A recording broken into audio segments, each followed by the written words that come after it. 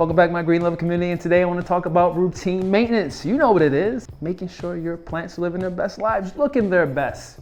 You want to look your best, right? I mean, I know I do. We all want to look our best, and so do your plants. So making sure that you're trimming them, pruning them, cleaning them up, wiping them down, rotating them, making sure that they can get a bit more of that sun. You know what? 1 second. If it was only this simple when you were trying to do the routine maintenance of your plants.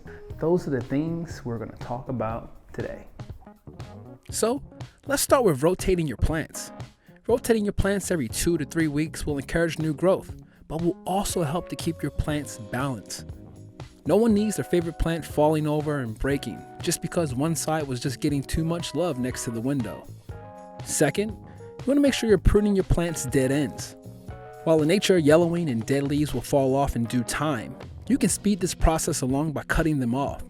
While it wouldn't hurt the plant to leave them, no need to let a dying leaf pull energy away from the rest of the plant. Removing any unnecessary dead ends will help make sure the plant looks its best. And again, don't we all want that? Third, just like you clean off the windshield so that you can see through it better, wiping down your leaves with a little mild dish soap and water will help take that layer of dust off of them and allow for more light to reach the foliage. If you live in a home that doesn't get much light, you might want to take advantage of every opportunity you have. Lastly, if you're in between waterings and you think that your home might be a little dry or your plants could use a bit of humidity, try misting them. I like to imagine my plants in their natural habitats and the things that they would need. For tropical plants, ferns, things of that nature, humidity is usually one of them. So yeah, that's routine maintenance. All the things you should be doing in between the times where you're freaking out because you're not sure whether or not you have too much sun, not enough sun, too much water, not enough water. Make sure you're taking care of your plants just like you should take care of yourselves.